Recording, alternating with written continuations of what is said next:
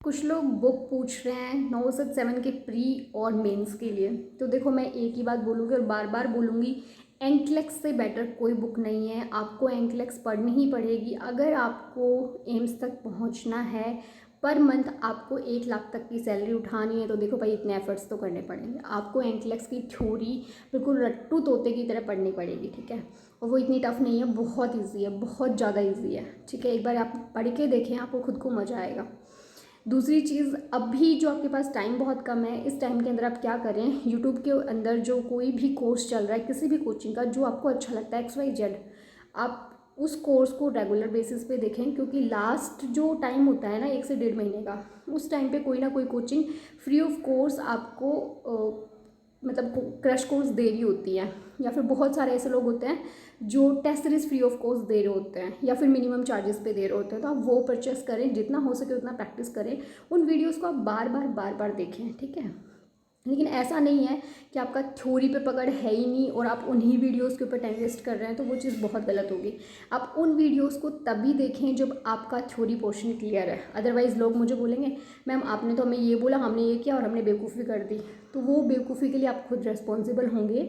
मैंने सिर्फ उन लोगों को ये सजेशन दिया है जिन्होंने अपनी थ्योरी कंप्लीट कर रखी है 1 से 2 बार और वो सिर्फ रिविज़न करना चाहते हैं, तो उनके लिए वो बेस्ट ऑप्शन है। लेकिन जो देख ही पहली बार रहे हैं, तो उनके लिए मैं यही कहूँगी कि देखो भाई, पहले आप थ्योरी पे पकड़ बनाओ। अगर आपकी थ्योरी मजबूत हो जाएगी फिर आप MCQ प्रैक्टिस पे जाओ, ठीक है।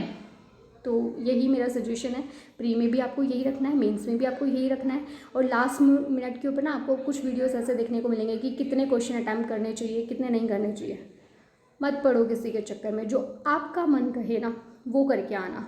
क्योंकि ये सारी चीज़ें, ये सारी मिस्टेक्स मैंने खुद की हुई हैं। मैं भी पहले एग्ज़ाम से पहले 2 से 3 दिन पहले ही देखती थी कितने क्वेश्चन अटैम्प्ट करने चाहिए, कितने नहीं करने चाहिए। और लास्ट में जब पेपर दे के आती थी ना, तो मैं उन लोगों को अप्लाई करने के लिए वहाँ बैठ जाती थी, ठीक है। तो जो नॉर्सेट 5 था, जैसा सभी को पता है कि नॉर्सेट 5 के अंदर 55 क्वेश्चंस उस PDF से उठ के आए थे। 20 क्वेश्चंस लास्ट 5 ईयर के क्वेश्चन पेपर से थे एज इट इज़। तो 75 क्वेश्चन तो यही हो गए और मैंने अटैम्प्ट किए थे 73, ये सोच के कि नेगेटिव कंट्रोल करना है। तो भाई वहाँ सिलेक्शन का कोई चांस ही नहीं था। बट फिर भी मेरी रैंक थी वो 500 में, 5000 में थी, सॉरी। हाँ, अभी इस बार मेरी 500 के अंदर रैंक है। तो इस बार मैंने किसी को नहीं सुना, मैं सिर्फ अपनी मर्ज़ी से जो मुझे जितना लगा मैं उतना करके आई। जितना मुझे आता था, मैंने पेपर्स को 3 सेक्शंस के अंदर डिवाइड किया था।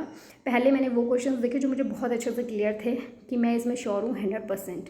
सेकेंड टाइम मैंने फिर से पेपर को, मतलब ऐसा था कि जो सेक्शंस में थे टाइम बहुत ज़्यादा था, क्योंकि मेरी एक आदत है, मैं 1 मिनट के अंदर 2 से 3 क्वेश्चन कर जाती हूँ।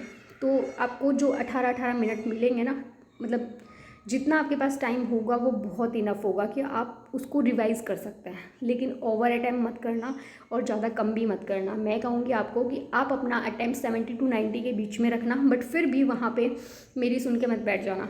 अगर पेपर आपको लगे कि बहुत ईजी है या मॉडरेट है या लो है, तो क्वेश्चंस ज़्यादा अटैम्प्ट करना। अगर लगे कि पेपर बहुत हार्ड है तो 70 के आसपास, मतलब 80 तक रुक जाना, ठीक है। बस यही सजेशन है। बाकी आप लोग प्रिपरेशन कर ही रहे हैं, अपना बेस्ट दीजिएगा, ऊपर वाला आपको बेस्ट देगा, ठीक है।